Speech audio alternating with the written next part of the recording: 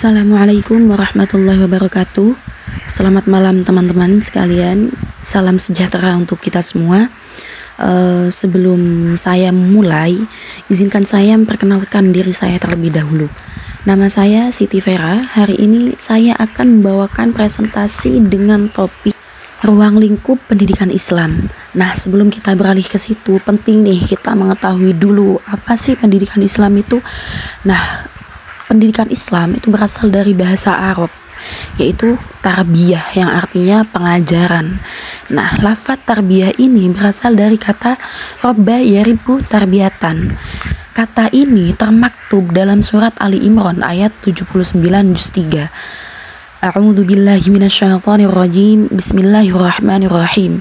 Kunu ibadan li min dunillah walakin kunu rabbaniyina bima kuntum tuallimunal kitab wa bima kuntum tadrusun.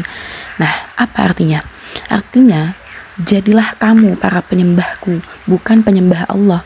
Tetapi hendaknya dia berkata, jadilah kamu para pengabdi Allah karena kamu selalu mengajarkan kitab dan mempelajarinya.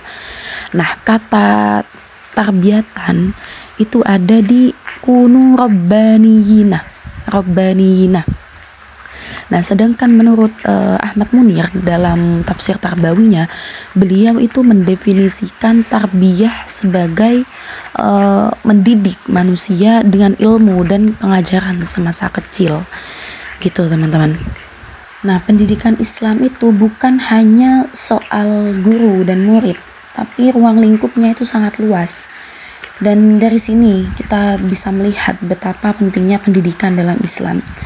Supaya lebih jelas dan terstruktur, mari kita bahas bersama dengan pemateri kedua yang akan dibahas oleh Mbak Sherlina Rahmatullaili, dan untuk pemateri ketiga yaitu Mbak Siti Aisyah. Oke, semoga teman-teman semangat menyimaknya dan mari kita selami bersama ruang lingkup pendidikan Islam itu seluas apa sih gitu ya. Semoga teman-teman menikmatinya. Assalamualaikum warahmatullahi wabarakatuh. Jadi langsung saja, ruang lingkup pendidikan Islam itu semua hal yang berhubungan dengan pendidikan Islam, supaya proses belajar bisa berjalan baik dan tujuan pendidikan itu tercapai. Nah, ada beberapa hal penting dari ruang lingkup pendidikan Islam. Yang pertama ada dasar dan tujuan, yang kedua ada peserta didik, yang ketiga ada pendidik, yang keempat ada kurikulum, yang kelima ada metode. Jadi yang pertama itu dasar dan tujuan. Maksudnya dasarnya itu adalah Al-Quran dan As-Sunnah. Tujuannya itu bukan hanya di bumi, tetapi juga di akhirat. Yang kedua ada peserta didik, yaitu orang yang belajar, murid atau santri. Jadi murid ini adalah pusat utama dalam pendidikan. Yang ketiga ada pendidik, yaitu guru atau ustadz.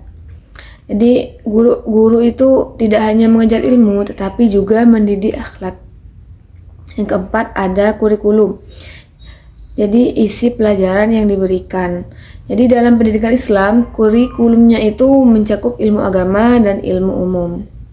Assalamualaikum warahmatullahi wabarakatuh. Baik, saya akan melanjutkan presentasi dari pemateri yang kedua. Di sini saya akan menjelaskan tentang metode, alat, evaluasi, dan lingkungan dalam pendidikan Islam. Pertama, ada 5 metode utama dalam pendidikan Islam, yaitu 1. Metode keteladanan, di mana pendidik memberikan contoh yang baik. 2. Metode pembiasaan, yaitu membentuk karakter dalam kebiasaan sehari-hari.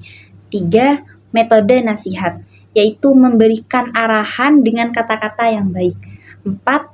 Metode perhatian, yaitu memberikan kondisi, kebutuhan, dan perasaan anak. 5. Metode hukuman, yaitu langkah terakhir untuk mendidik, tapi bukan untuk menyakiti. 2. Yaitu alat pendidikan. Alat pendidikan adalah segala sesuatu yang dapat membantu proses belajar, misalnya seperti buku, teknologi, atau media pembelajaran. 3. Evaluasi. Evaluasi adalah bagian yang tidak bisa dipisahkan dari pendidikan. Dengan evaluasi, kita bisa melihat apakah tujuan pendidikan sudah tercapai atau belum. Contoh evaluasi adalah menilai hasil proses belajar. Apakah anak sudah paham, sudah berakhlak sesuai ajaran Islam, dan apakah tujuan pendidikan sudah tercapai.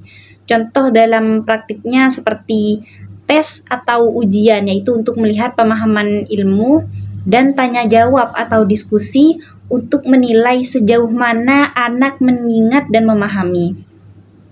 Keempat, yaitu tentang lingkungan pendidikan Islam. Lingkungan adalah faktor luar diri anak yang berpengaruh pada perkembangan dirinya. Menurut ahli psikologi Sartain, lingkungan meliputi kondisi sekitar yang memengaruhi tingkah laku, pertumbuhan, dan perkembangan manusia. Jadi, secara garis besar, pendidikan Islam tidak hanya membutuhkan metode yang tepat, tapi juga alat, evaluasi, dan lingkungan yang baik agar anak dapat berkembang dengan maksimal. Baik, sekian dari kelompok kami. Kurang lebihnya mohon maaf. Wassalamualaikum warahmatullahi wabarakatuh.